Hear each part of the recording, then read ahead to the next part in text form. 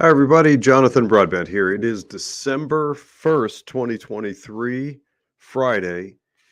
Welcome to almost the end of what a wacky and wild year 2023 has been, huh? It seems like it is simultaneously rocketed by and taken forever to inch our way through the craziness and mayhem of a bizarre, what planet are we on anymore? I'm Jonathan Broadbent, and I'm your host of Unwoke Academy. And today we're going to talk compliance, but don't tune out just yet. I know nobody likes to talk about compliance, but today we're going to have some fun with it. And we're going to, you know, as fun as we can have with the whole subject of the mayhem and crazy confusion and just destructive nature of three-letter agencies and things like them, governmental stuff. So here's what this looks like. A little while ago, it was either Ted Cruz or or Rand Paul. One of the two of them came out with this statement: resist, non-compliance is the answer. Just do not comply. Was basically the message that this politician put out. It was one of the two of them, and of course, the crazy leftist media and politicians, which are effectively one and the same. They went chaos. They went crazy and started freaking out about how bad that was because we, the people, would suffer terribly if we were to not comply with all these government edicts and mandates and everything. For sure. I mean, it would all just probably collapse dead. That is the continuing, ongoing message of terror that comes from government.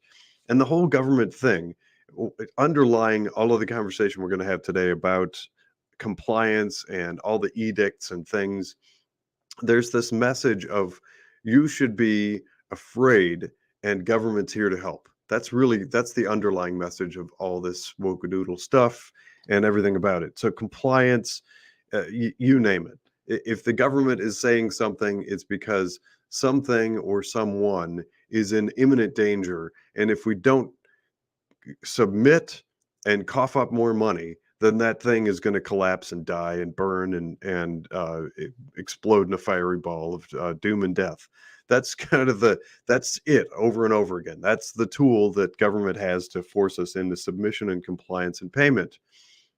So if you think about, so I'm going to draw a couple of parallels here, but trust me, bear with me. I'm going to come back to finance and the focus on that, but I want to set the stage a little bit first by talking about what we see in, I'm actually going to use restaurants as an analogy. So you think about compliance, whoever it is that goes into restaurants and makes sure that they're up to snuff, that they're in compliance with all the stuff in order to be able to continue to operate as a restaurant. And you would think that there's some person with a clipboard and a pen and a checklist, and this is me with my clipboard and pen, and yeah, so that you would think that they would come through and there would be like 10 items on the list and they would just check them off, make sure that the freezer is cold enough and the food is fresh enough, etc.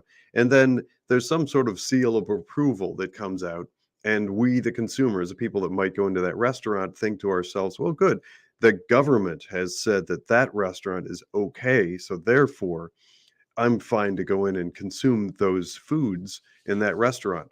Well, let's look at the long-term implications and effect of that, and then drill down into what's really happening with the people who are going in with the clipboards. And then I'm going to relate that to finance. Stay tuned. You may be wondering how I'm able to do that. It's going to be some magical conversation here. So they go in and they go through their checklist and they look at the fruits and vegetables and everything and mix all up to snuff, and they check things off. And then they they give the seal of approval. And I said that, as I said, people then feel confident and the fear is lifted of that restaurant in this case. So here's the thing to know: the people who are creating the regulations around what is and is not approved and okay are people that are generally in line with a globalist objective. They want to create as few restaurants as possible with as much of the money as possible going to as few uber wealthy families as can be. So where it used to be common for it to have community restaurants and some mom and pop shop, and maybe that's the only restaurant they have, we have clearly significantly migrated into the realm of there are like 6 global companies that own all these fast food joints. So as more and more consolidation has happened, I'm looking at you, Yum Brands. Um, the the things have consolidated, so food distribution has become just sort of homogenous. And if there's some problem, it seems like it hits pervasive and it hits all these different restaurants. I'm not suggesting anything bad has happened to any of the Yum Brands. I don't want to be held liable, have Yum Brands come after me with their trillions of dollars. But so I'm just using Yum Brands as a hypothetical example.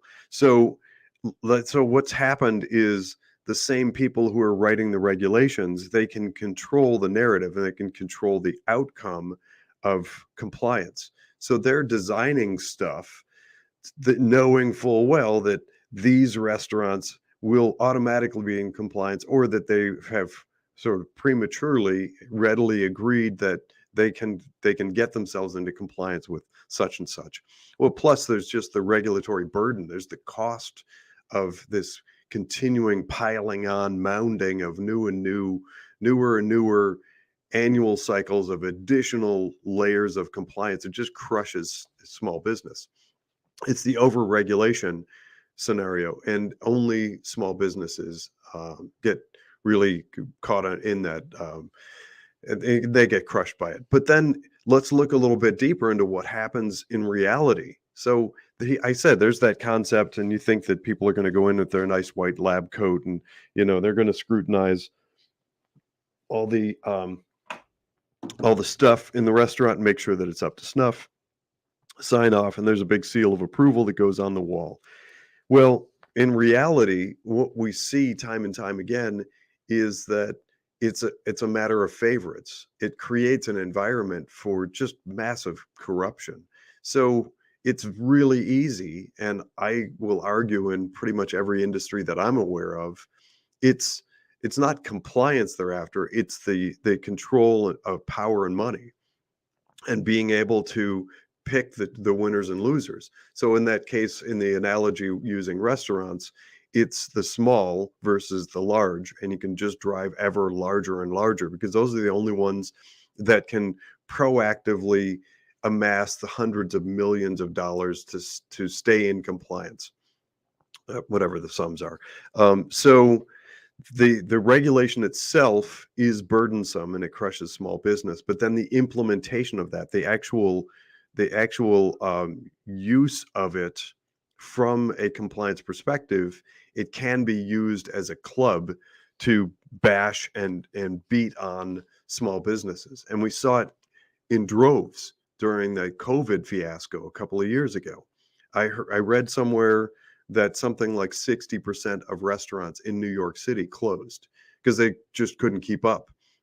And so the thing there, and the same thing with hardware stores. Hardware stores, the ones that were super big, ultra mega hardware stores, somehow magically they just had the right combination of ingredients in order to be able to stay open during COVID. And now they're kind of the only ones left. So all those little retail, local, community-based the hardware stores, those all folded and closed. Same thing with restaurants.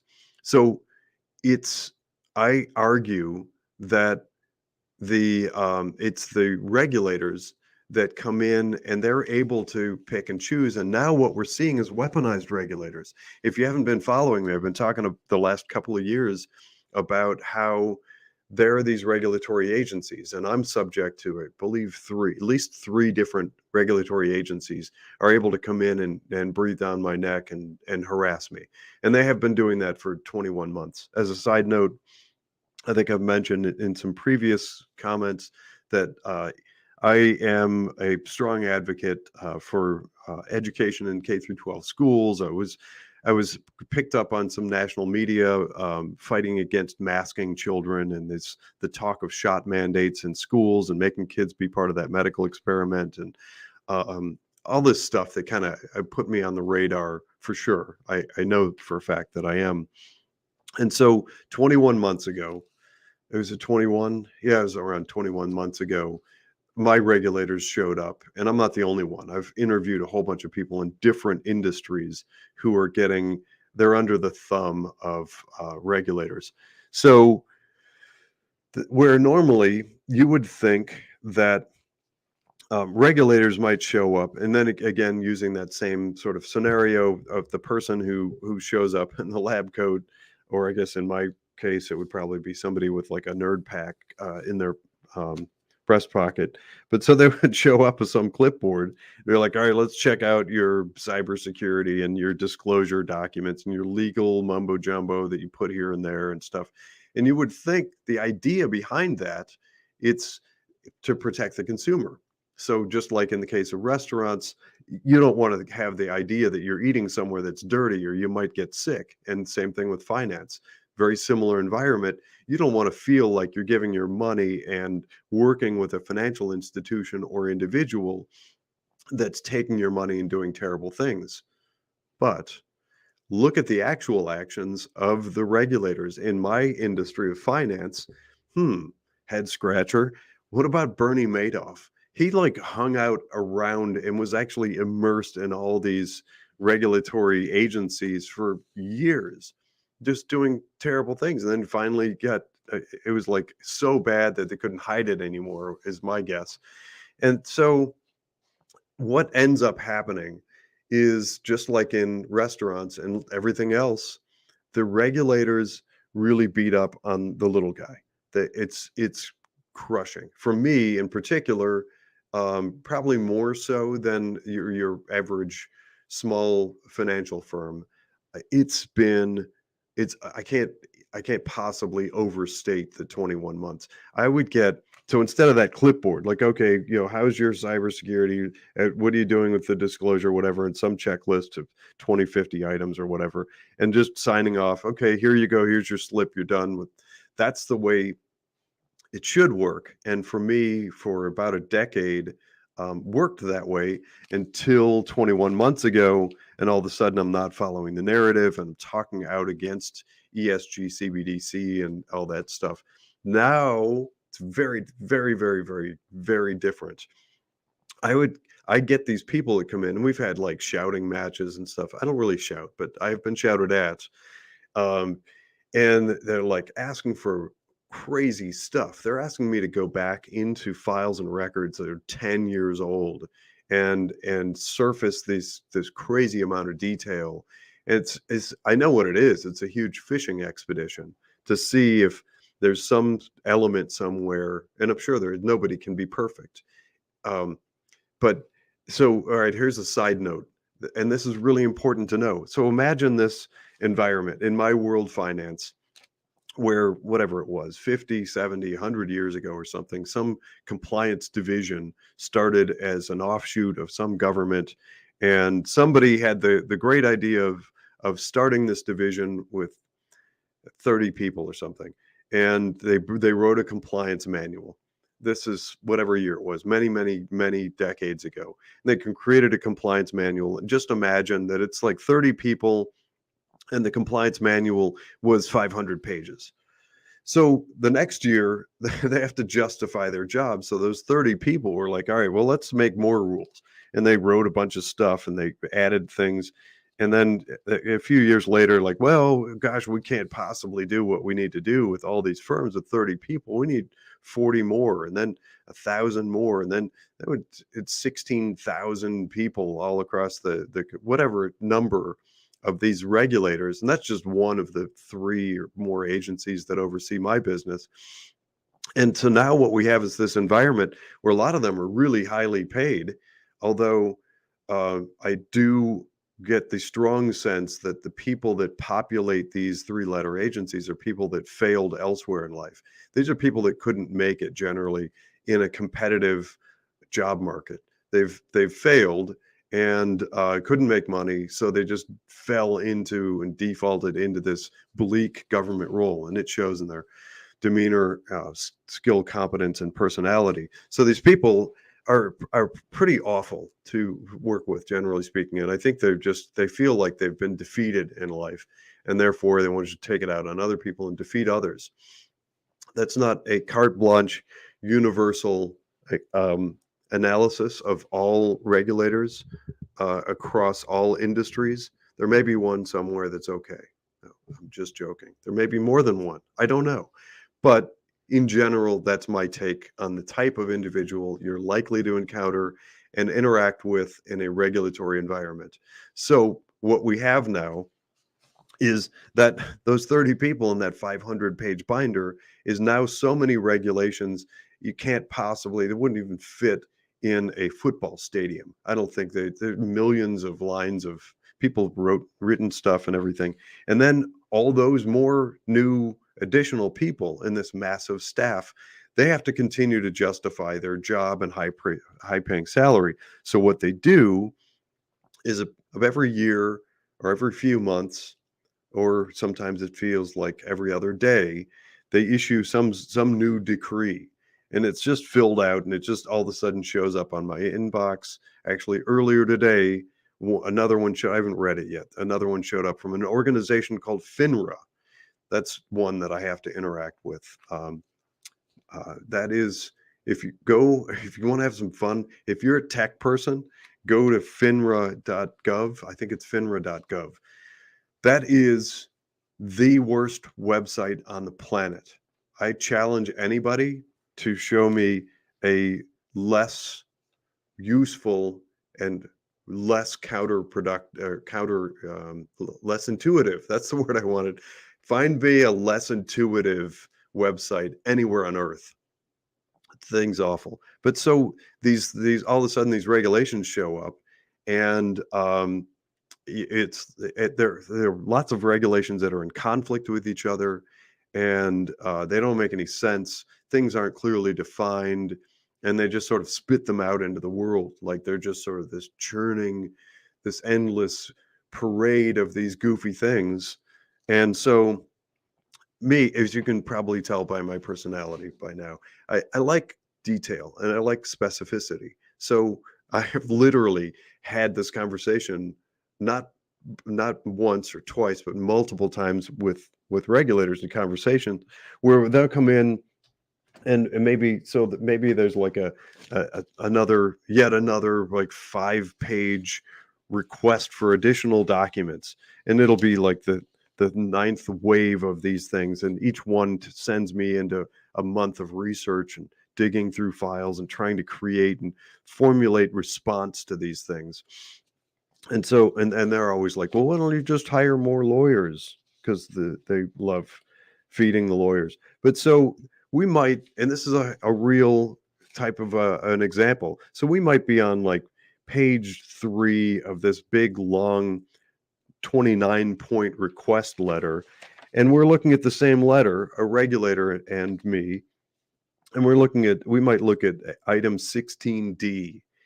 And I'll ask, okay, what is it you specifically want in 16D? And off the record, I've had some of these regulators say, your guess is as good as mine because there really is no such thing as compliance.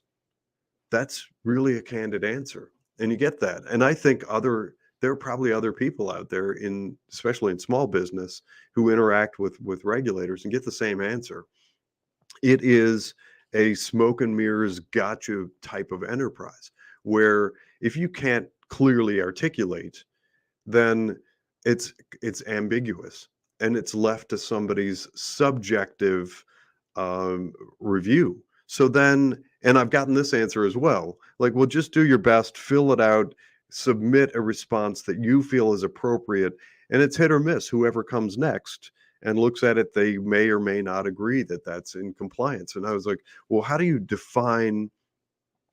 define even just like one word? So I argued for probably at least 2 weeks on a word called a custodial relationship. How are we defining custodial relationship?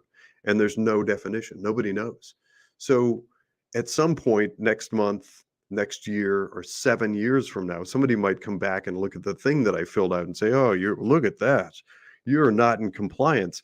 You clearly did not include all the things that are supposed to be part of the custodial arrangement. Or if I didn't include them, I could say the opposite. You didn't include stuff that's on this spreadsheet that we look back 7 years, and that's how it works. That, ladies and gentlemen, are the thumb screws of compliance, and it's no darn good.